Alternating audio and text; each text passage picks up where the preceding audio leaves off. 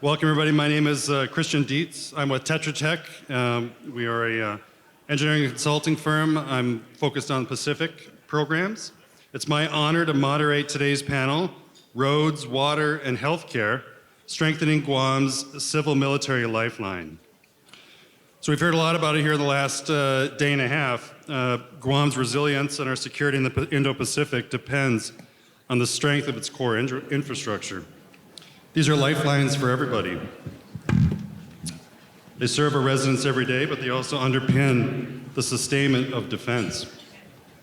And yet, vulnerabilities exist, be it typhoons, natural disasters, cyber attacks, disinformation, or the cascading effects of regional conflict. So I'm joined by a panel of leaders who serve this community and its infrastructure as well.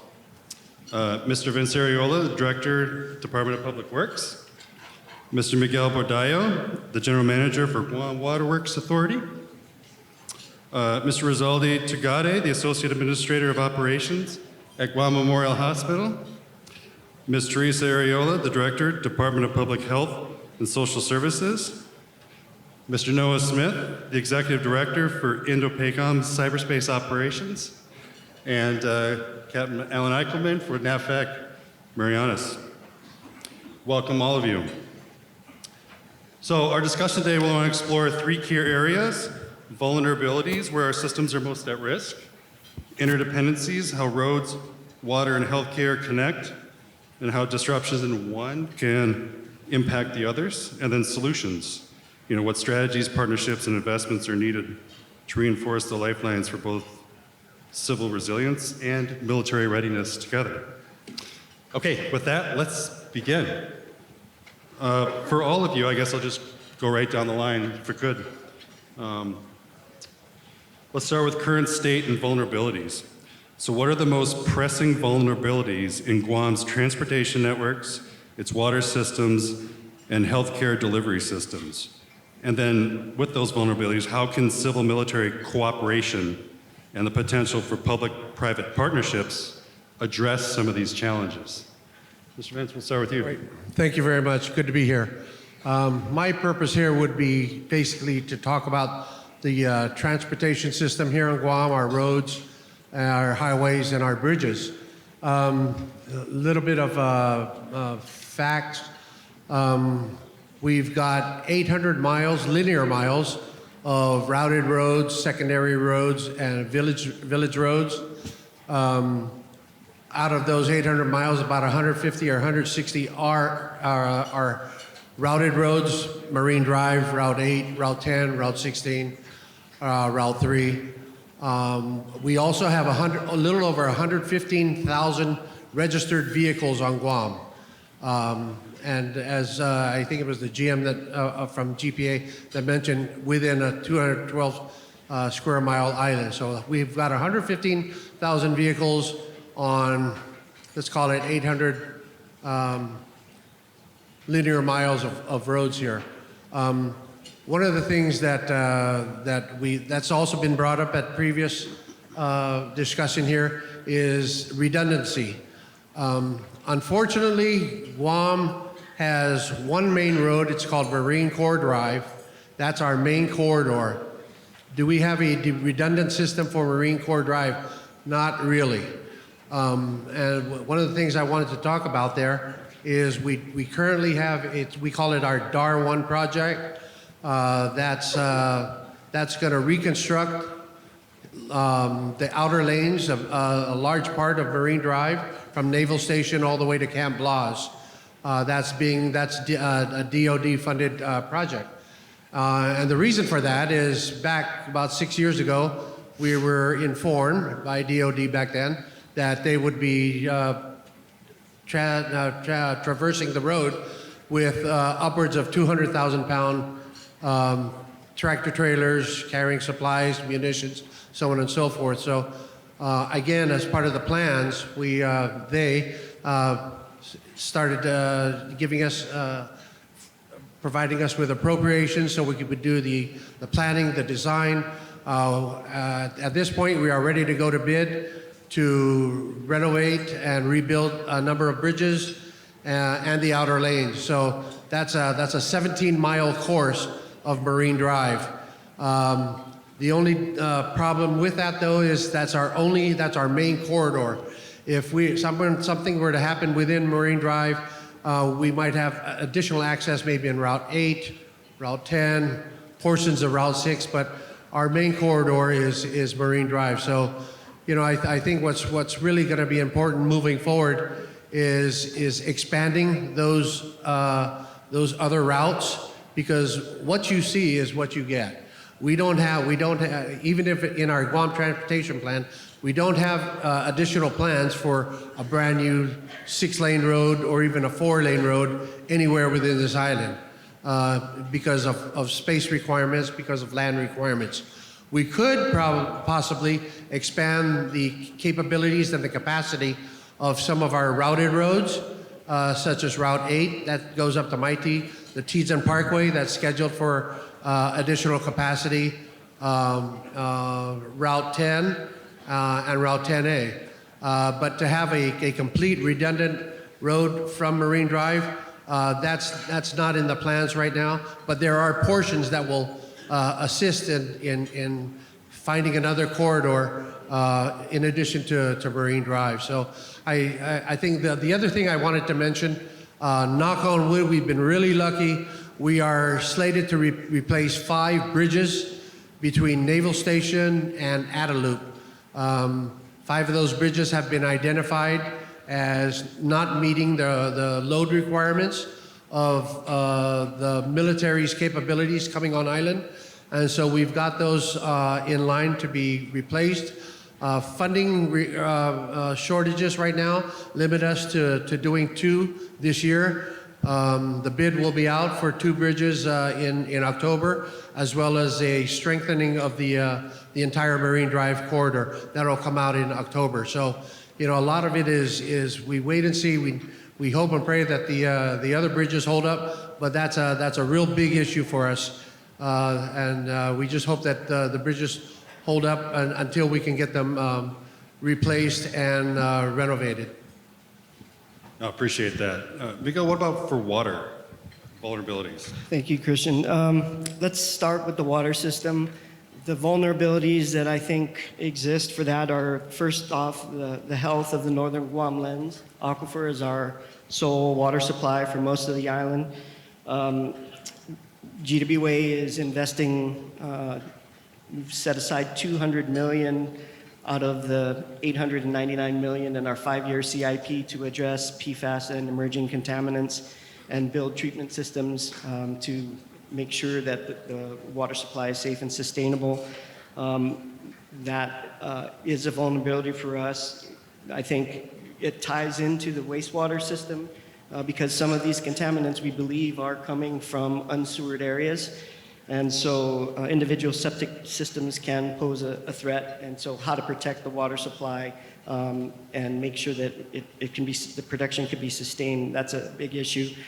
I think in terms of overall supply, we produce more than we need, but we have a high rate of water losses, and that requires, we can buffer the increased capacity that might be required for military needs and the buildup and the growth that goes along with that by tightening up our water loss and replacing pipelines that have been in the ground since the 60s that are just beyond their useful service life. So those are kind of vulnerabilities of the water system. We have areas where we don't produce sufficient water from our own sources, where we are now reliant on purchasing water from the Navy. And so we have these points of interconnection. We would like to expand our own sources to produce more. We're working on that right now in a couple areas in the central system by expanding spring water sources that we can use and reduce our reliance on the Navy and give them more comfort that they have what they need for their missions. So that's another vulnerability. In terms of the wastewater system, I think, as I mentioned previously, the collection system, expanding that, the fact that we don't have a comprehensive wastewater collection system throughout the island creates a vulnerability to the drinking water supply. So Us expanding that would be one way to address it. In terms of wastewater treatment capacity, we have sufficient capacity, and we've planned for increased military presence and growth at Northern District. We've expanded that plant and the infrastructure that leads to it through grants from the Department of Defense. So that part, we have sufficient capacity. We've also upgraded the Agate Santa Rita plant next to Naval Base Guam, so we have sufficient capacity and have already planned in excess capacity there. In case they want to send more wastewater our way, we can handle that. So the only place that we don't have that, and it is vulnerable, is in the Central Basin with the Hagatna wastewater treatment plant. So upgrading that facility, giving it and the related infrastructure the capacity to serve additional growth in Central Basin is something that would be a vulnerability for GWA. Awesome. Rizaldi, what about on healthcare? You know, some vulnerabilities there. And thank you again for stepping in for Ms. Posadas. Thank you. Good afternoon, everyone. I want to start with first our mandate. Our mandate is to provide care regardless of your ability to pay. So if you walk into our doors, we'll take you in if you need health care. Whatever we could provide with the support that we have, we'll provide what we can provide. So it's open. That has not changed, and it still remains. Yesterday we discussed, and still discussing today, deterrence, alignment, resiliency, redundancy, etc. And then we discussed winning without fighting. I like that. GMH is essential as it is the only public hospital that provides care for everyone, be it the public, be it the federal, being a visitor, tourist. As long as you're on the island, you need care, come to our doors. We'll provide you what we can. And we're open 24/7, 365. GMH is part of the Healthcare Coalition together with the Department of Public Health, GRMC, GBWIC, and other allied healthcare on the island. Provides and addresses the healthcare needs. Every agency or department, be it federal or local, has their own vulnerabilities. GMH is about 50 years old. It's already reached and exceeded its life expectancy. That's why we need to support the new hospital. Okay? How much longer do we need to wait? That needs to be answered, because as we wait, we need to make sure that the existing hospital is sustained. So that way we can provide the healthcare needs of our community. Sure, we have our vulnerability. We do have system redundancies. That's a requirement. We have underground water storage tank. So if we don't have water for like a day, we could last. We have generators for emergency power. We have boilers, 2 of those. One is online, one is on standby. Likewise, we have hot water tanks as well. Again, we do have redundancy with our chillers and cooling towers. Likewise with our LOX, liquid oxygen tanks. But that is expensive too. All these have reached and exceeded their useful lives. But we only have one main distribution panel. There's no redundancy to it. So that's, again, a single point of failure. And we're working on it together with other agencies. So I bring this question. Again, I'm just sitting for my boss, our CEO, Ms. Lilian Posadas. Fortunately, she's not able to come in today. So given the Indo-Pacific condition now that we face, I have a question. Is Guam a single point of failure? So I put that like GMH, Guam Memorial Hospital. We have our main distribution panel, which we see to be a single point of failure because we don't have redundancy. So all that we discussed and mentioned today and yesterday's forum, those should hinge on this question. Thank you. Thank you, Rizaldi. Well, sticking on the healthcare theme and expanding it out, learning about what Ms. Teresa's got in her portfolio yesterday was huge. Yeah, you could take the whole day to talk about your vulnerabilities, but maybe some highlights from you. Thank you so much. Buenas and half a day. We stand after lunch, so everyone wake up. Get some iced tea and caffeine and sweets, and your sugar levels will get up. But thank you for having us, and thank you to the governor, lieutenant governor, Vera, your office, for putting this together. I think it's important that we always come to the table together to resolve and find the answers that our island needs.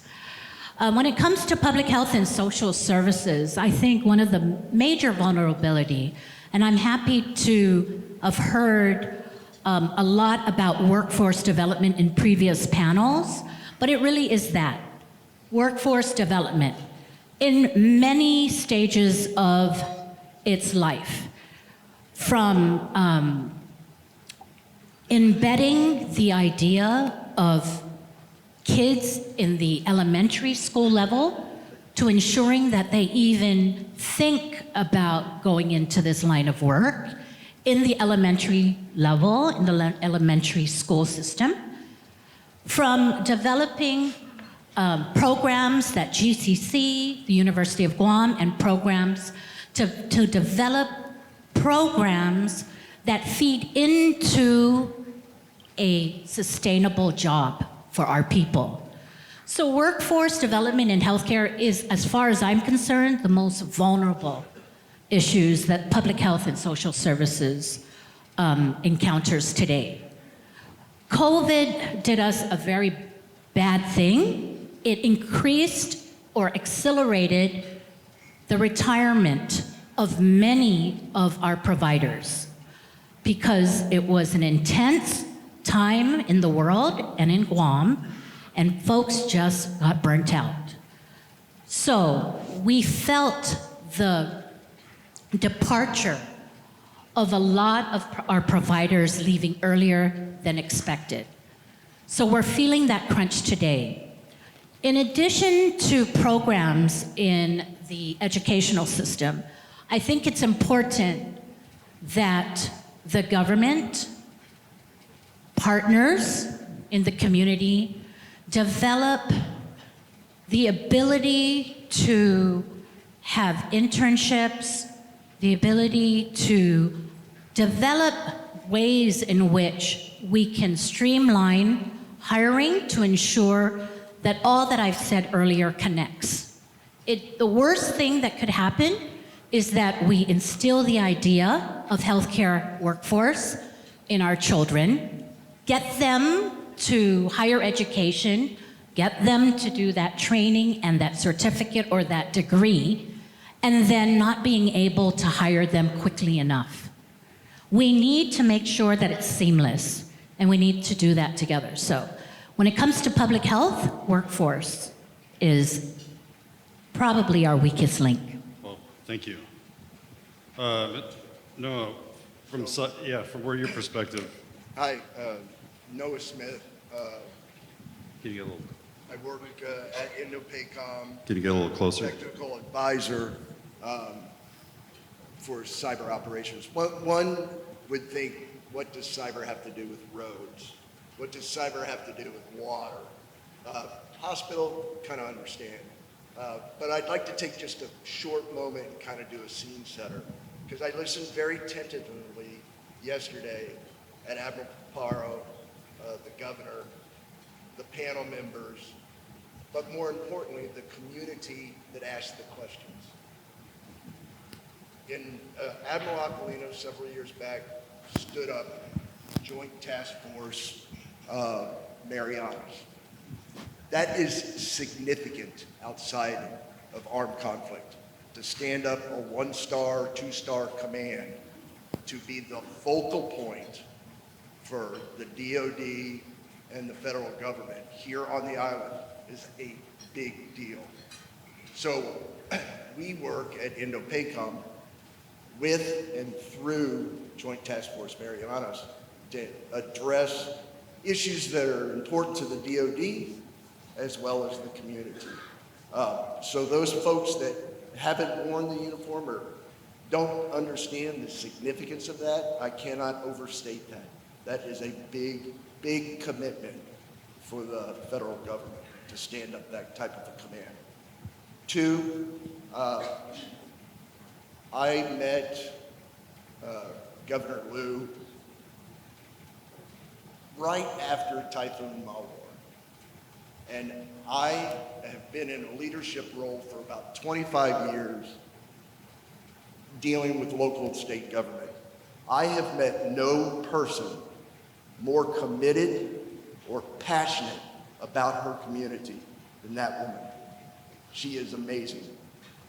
I say these 2 things because it takes that type of leadership, whether that is JTF Marianas or a passionate governor, that's what it takes to make this work.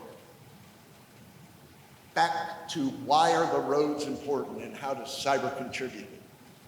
On Marine Corps Drive is all of our terrestrial fiber goes between nav bays, supports the community, supports the hospital, goes all the way up to Anderson. One well-placed grenade in one of those manhole covers would cripple us.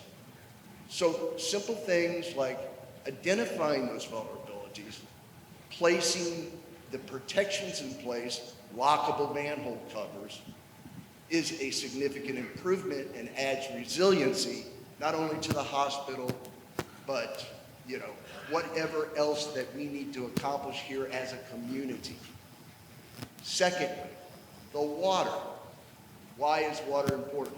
Well, we can't operate without water and the community can't operate with water. We're gonna die, all right? That's just plain and simple.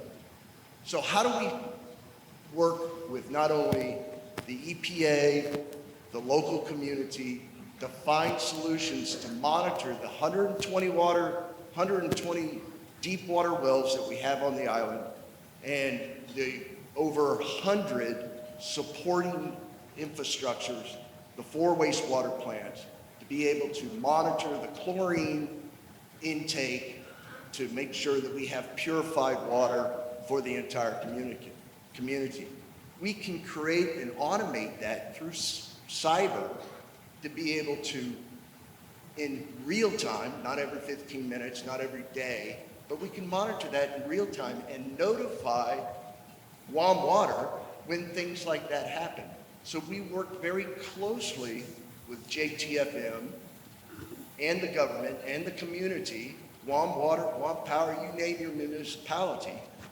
That is a key piece to making the islands more resilient. And that's some of the work that the DOD is trying to partner with to make sure that that happens. Now let's take the easy button. To me, the hospital. The hospital, we have a finite amount of resources. We have 3 hospitals. The Naval Hospital has a limited amount of beds, and we all have a limited amount of doctors and medical professionals. It is going to be more and more prevalent that we are going to use telemedicine, artificial intelligence to be able to diagnose symptoms, and the dependency on that transport and the ability to create the algorithms and AI efforts to be able to actually offset some of the shortfalls that we might have in the medical community is imperative, not only, again, to the public sector, but also the DOD. Those are things that really need to happen. Finally, the thing that when I first met the Gov was she was exceptionally angry. In fact, I think her exact words was, "Noah, I'm really pissed off." And I'm like, well, this little woman, why is she talking like this? After Mom War, she could not communicate with her first responders, right? We had a traffic problem. We had to send the National Guard out to be traffic cops because all the lighting systems were out. So where I work with INDOPACOM and my team works with INDOPACOM, we try to find solutions of how do I make sure that the traffic lights are going to work? How do I make sure that the governor can talk to her first responders when the emergency management system just took a poop? These are things I think that we can contribute from a cyber perspective to help the community. I'll leave it at that. I probably talked too much. I'm sorry. Right, we could be here all day talking about all of these things, but round us out some vulnerabilities from where you're sitting at, Captain. So first, let me start. I'm a civil engineer by trade and education, so I'm not going to talk about cyber or healthcare. It's not good. But when we talk about roads and water, so much like electrical, that is core infrastructure that everything else is built upon. So we have to get that right. And when we talk about how the DOW interacts with Gov Guam and the Department of Public Works and Guam Water Works Authority, similar, we have great working relationships. And so talked about the defense access roads. Those projects were identified and funded under the DPRI program. So as that program moves through and Camp Laws comes online and those projects get executed, the question is, what is the next set of projects? What is the next mission set that puts a burden on the roads and the infrastructure for this island? And what are those next roads that need to be hardened, repaved, widened, whatever the case is? And I think it's important that we identify that and that it's a unified answer from the Government of Guam and the Department of War on what we want so that we can aim for that and keep that momentum moving forward. We don't want to just finish the hardening of the 2 lanes and the 5 bridges and declare victory and walk away, because that's not the whole picture. With Guam Water Works Authority, also a long-standing relationship, and it was mentioned, the Navy treats water in the southern end of the island. We maintain the Fina Reservoir, and we maintain the water treatment facility there, and we supply ourselves water and also to the Government of Guam and Guam Water Works Authority. Those relationships are well established. We talk regularly, but unfortunately it's infrastructure that's very expensive and very labor intensive. And so it was mentioned, the transportation of water, I think, is a place we really need to take some time and look at. People don't understand how much water we pull out of the ground, we treat, we make it potable, drinkable, we put it into the pipe, and then it's just lost because the pipe is cracked, it's damaged. And so a large part of the water we're generating every day goes right back into the aquifer, goes right back into the ground. It never makes it to the sink on the other end. And so when we talk about how are we more effective, how are we positioned to support the next and the next and the next with the infrastructure and the environment we have, I think it's using that stuff to as best we can. And so if you ask me what an area of concern is, it's what are the next roads we're going to repair, how are we really going to get after the water distribution network so that when we treat the water, it gets to where we want it to be. Yep, we all use the same infrastructure, whether it's any 3 of these. And so I guess back to Vince, in the, 15 minutes or so we got left, let me combine the other 2 questions into one sort of. So how do we improve collaboration here between the civilian and military, and I'll expand it to federal, so for federal, like highways, for example. How do we improve that collaboration to ensure that these upgrades that we do benefit both, right? So benefit military and everybody in Guam as well. Yeah, as Captain was said, we've been meeting with them regularly. Every time there's a new project that's still on paper, they come to us, we sit down with us, we figure out what the impact is to traffic, what the impact is to roads. The current projects that are ongoing, the gas line project down on Route 2, and then you're going to have an electrical project from Cabras to, I believe, Naval Station. Then you have a comms project that's going to go through half the island. We sit down and we talk. We figure out what the logistics are, what the traffic patterns are. And then on top of that, one of the things that we really want to know is what's the population going to look like in the next year, 2 years, 3 years, 5 years? Because like I said, today we have 115,000 registered vehicles on Guam. I don't know what that's going to look like 5 years from now. I still don't know. I have an inkling of what the numbers are going to be at Camp Laws, but that Route 3 was just completed, and I think we've already overgrown it. So we need to go back to the drawing board and probably expand Route 3, repave it, and probably expand it, because if you notice, if you build it, they will come, right? So you folks are building Camp Laws, and everybody's coming. You've got a Japanese restaurant there, you have a dialysis clinic, you have a nursery, you have all kinds of stuff. And they're all coming to me saying, Vince, we need a middle lane in the middle of Route 3, and I can't just go and put a middle lane because I can. It takes a lot more design and a lot more planning. So, you know, I think what's really important, I think the mayor from Inaran said, you know, a lot more communication, a lot more tabletop exercises. Let's collaborate with the plans and see where the growth is like. We do it with the subdivisions. When the subdivisions come to us for permitting, we take that into account. We work with Bureau of Statistics and Plans. We look at where the growth rates are, and we start planning. Okay, it looks like we need to expand this road or pave this road or start a new road, or, you know, things of that nature. But a lot of it is really communication and planning. And then, you know, my biggest thing is we get to the planning stage, and then the money comes 6 or 7 years later. We can't have that. The money's got to come a lot faster. Otherwise, by the time the money comes 6 or 7 years later, we've got to update the plan, and instead of needing 3 lanes, we probably need 4 or 5. So, you know, it's a collaboration between the parties and everything. But happy to work with them. Appreciate it. Miguel, how about from water? On water, I think we, as Captain mentioned, we have a very good established relationship already with the One Guam Water Initiative. A couple years ago, we signed another MOU, which extended that into the One Guam Water Resource Information Program. And for the first time in its history, the 2 entities that are responsible for monitoring the health of the aquifer, the Water and Environmental Research Institute at UOG and USGS, are now also being supported by DOD for the Northern Guam Lens. They've always been working together to protect the resources at Fenna Lake, but now they're also helping us to manage the Northern Guam Lens aquifer, and that includes physical maintenance of infrastructure that previously was not being maintained, so the deep observation wells. So we're thankful for that partnership and collaboration, and we would encourage the continuance and enhancement of that.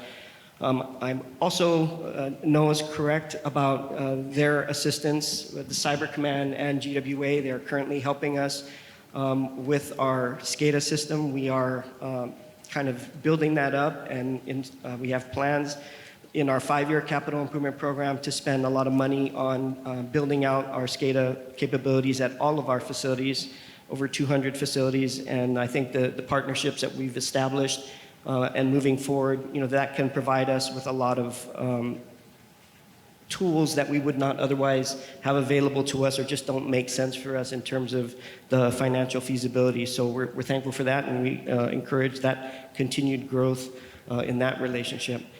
I think one of the other areas for improvement is coordination on our long-term planning. Utility planning isn't a short-term thing. We have a 20-year master plan, and we try to follow that, and we finance it, getting the money in 5-year chunks.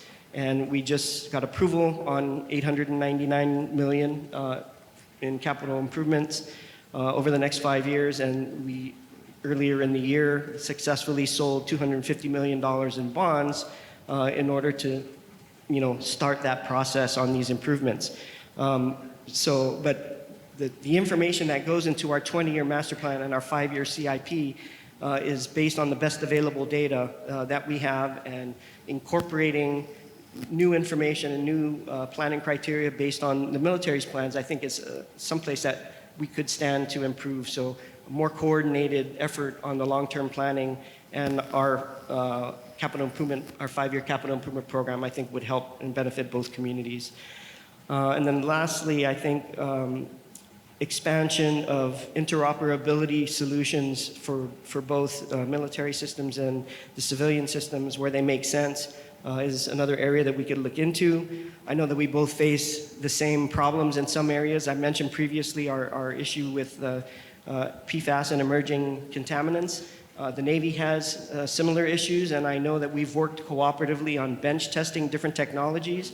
When we get to the point of implementation, I'm hopeful that we could also take a look at collaboration on using those treatment technologies to recognize the same treatment technologies to get economies of scale, and then also forming partnerships on how do we deal with the residuals. We don't want to, if shipping spent filtration media off island is an issue for us, it's going to be an issue for you. Can we figure out a way to reduce those costs for both of us and benefit both communities? I think these are the types of questions that are suitably taken up with that One Guam Water initiative, and we look forward to continuing that relationship.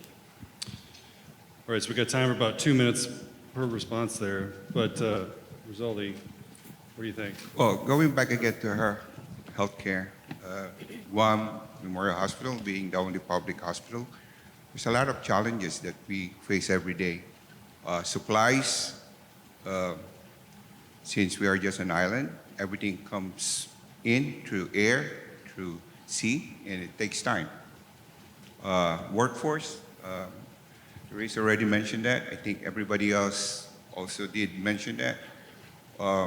We have a very few institution here. We only have UOG and GCC that has an educational program to produce the nurses that we need.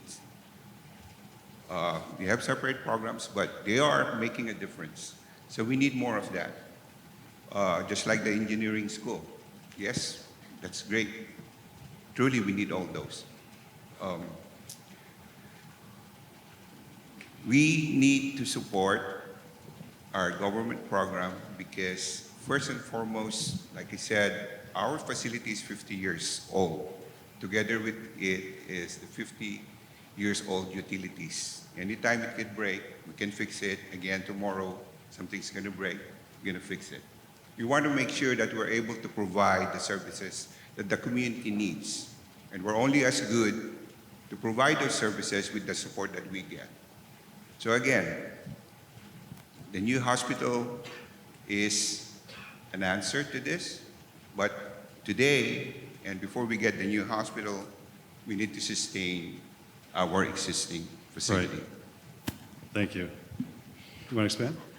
Allow me to first of all thank the Office of the Governor, the Community Defense Liaison Office, Vera and your team, and most especially DOD.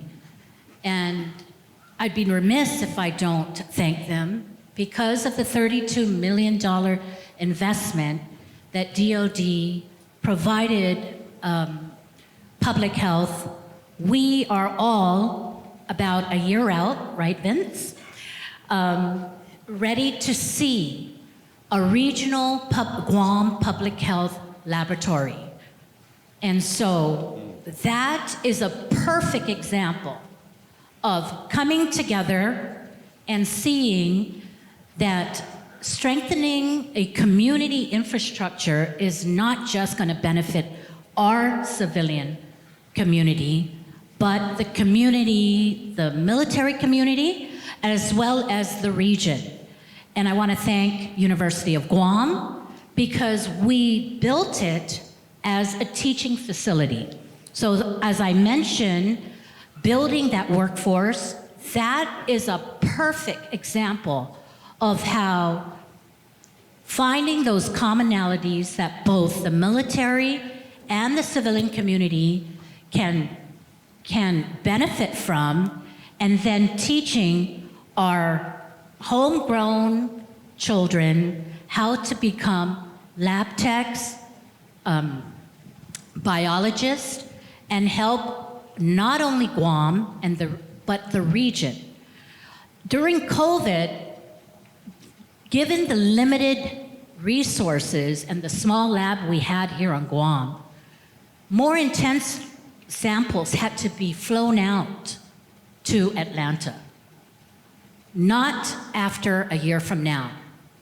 So are we going to be ready for if there's an outbreak or, God forbid, a war breaks out in our region and folks need laboratory diagnostic testing because they're sick or they're injured? We're going to be ready because of examples like the partnership between DOD, Guam Public Health, and the government of Guam and the University of Guam.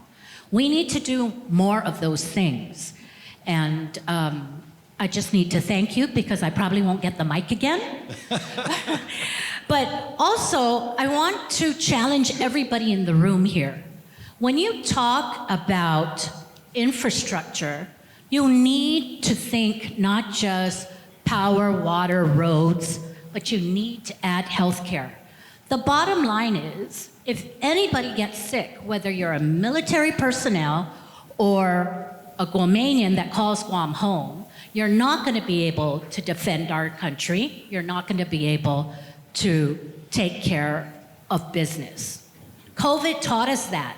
We need to be sure that we learn that lesson. A healthy community means a vibrant community. And when I say community, I'm talking about both civilian and military. You cannot talk about national defense in this region without talking about health security. And I leave it at that. Perfect. Noah, what do you think? You know, as an outsider, give it up. So as an outsider that comes here about every 4 to 6 weeks, I would say that my observation is I've been exceptionally impressed with the One Guam initiative, the interaction with JTFM, the community, and the local government. I see them talk on a regular basis, and that's impressive. I would say that I would be remiss if I did not mention the importance of the port. We talk about roads, we talk about medical, we talk about water, but without that port, that is our only deep water port, the U.S. deep water port, this far out, and it is a daisy chain. All the other islands will suffer if we lose that port. We only have 3 gantry cranes. One degrades our logistics, our force flow for military operations by 1/3. That's devastating. Medical supplies do not come to the island without that port. If it can go into a Connex box, it goes through the commercial side, not the Navy side, the commercial side of that port. That means bombs, beams, bullets, whatever you think of. We have to make sure, give equal attention to the port of Guam. That is the airport and the seaport. Without that, we will fail collectively as a community. Off my soapbox. Thanks. Alan, your thoughts? I'm not sure there's much I can add to what this esteemed panel's already put out. These are all enablers to what we need to do, whether it's in the community or from the Department of War. And so we just need to keep having these discussions. And you ask how we grow this relationship, we make sure it's healthy, we make sure it's driving decisions and creating effects. We keep having these discussions. We keep sitting together in these panels in One Guam. We keep having the hard discussions, and we keep sharing with the community the victories. We keep sharing with the community what we're doing and why we're doing it. And through that knowledge and that putting it out there for everybody to see, that's how this maintains that robust dialogue, and we make the best decision we can for everybody involved. And that would be my take. Now, I will say one thing, just going back to Department of Public Works. You listed a few of my projects. I don't hate your asphalt. I don't hate your roads. I'm not trying to dig them all up. Just how it goes right now. So I apologize to all of you who are driving those roads right now. Well, one thing I want to highlight is that when you mentioned, speaking with one voice, sort of One Guam, on the issues and the needs, we just saw an example of a success story from Teresa there. How do we do that across the board from the military side to ensure that we can show the dual use nature of that. I think. So you're asking an engineer how to talk to people, so you're risky there. Well, they were, was one engineer to another, a civil guy, so it's like, I think forums like this. I mean, I'm look staring at at your shoes. That's how you know I'm, extroverted. it's Instead of forums my like own. this. Look at the turnout that's shown up here across the entire spectrum of the island. And so forums like this, where we just talk to each other. We do it in a public forum. We do it where people are invited to attend. And then it's too easy to always communicate the thing that went wrong, right? It's too easy to talk about what didn't work. We need to make sure we talk about what does work, what has worked, what is working, what will work. Because there are a lot of dedicated professionals on this island with the government of Guam, with the services, and with the military, doing great things every day and really making Herculean efforts. And so this is a forum to talk about that. Well, I believe, Cliff, we are out of time. So I want to first thank all of you, one, for your service to this forum, but also, for your service every single day, serving the people of Guam, serving your infrastructure here.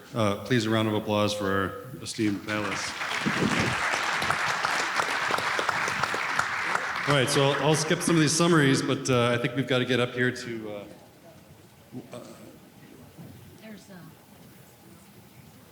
Oh, do we have time for one question? You're right, you can't see anything up here on these lights. Yes, sir. If you could, just Yes, keep it concise. My name is Rob Jackson. I have a small consulting firm, business and technology consulting firm called The Most Services. And I have a two-part question on healthcare readiness and preparedness. So the first part of the question is, how would you assess today's healthcare preparedness and readiness, particularly when you look at the specialties like obstetrics, pediatrics, mental health, neonatal care? And two, are there opportunities that we're not exploring that could help us by more integration and collaboration with the private sector like GMRC, not just with the military and the Naval Hospital? Thank you.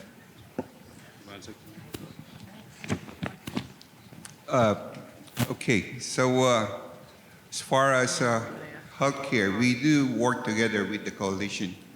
So like, for example, supplies. If we run short, we don't hesitate to ask our neighbors, the RMC, Naval Hospital, or anywhere else, we can get those supplies.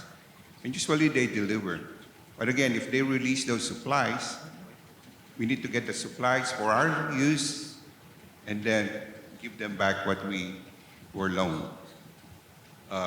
We do have, again, the vulnerabilities workforce. We are in dire need in support of our nurses. We only produce so much here. And the fact of the matter is, even if they are good and they get to pass all the NCLEX requirements, they usually leave for the island. Why? Because they get better offer, signing bonuses, and all that. So again, similarly with the medical profession, we do actively recruit, ask help from others to make sure that we were able to get those needs. Real quickly, thank you for that question. We're about to public health, together with our partners with federal dollars, the Public Health Infrastructure Grant. We're ready to launch an RFP to put together a complete island-wide assessment for medical needs and public and health needs.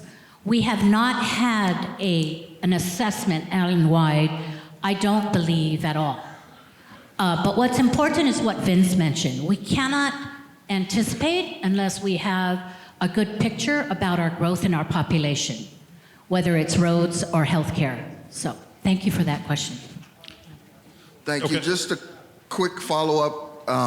Is there opportunities for public-private partnerships in that area to address some of the staffing stuff that were brought up as well as other things? Well, with regards to what I just mentioned, you're going to see an RFP out. So, answer the RFP. Thank you. I can fit one more question, ma'am. Yes, Re- I'm Jane Flores. I'm the Bureau of Women's Affairs Director, and I deal with issues and challenges for women and marginalized citizens, one of which is the lack of access to prenatal care. We know this is a national problem as well, and my question is for Captain Eichelman and everyone else here in uniform. Since the U.S. military is not in the healthcare business, and since Naval Hospital only has 42 beds, and will clearly need increased capacity with the buildup, will the military invest in healthcare on Guam in an increased capacity, perhaps by helping to fund a new hospital for us? So I'm going to be a little careful. I'm saying, what I would say is as the buildup occurs or as new missions comes to the island, Department of War, we work with the government of Guam and the community to understand what additional infrastructure is needed to support that. And that comes in many different forms, but that is always the discussion we have. Thank you. Thank you very much, panelists.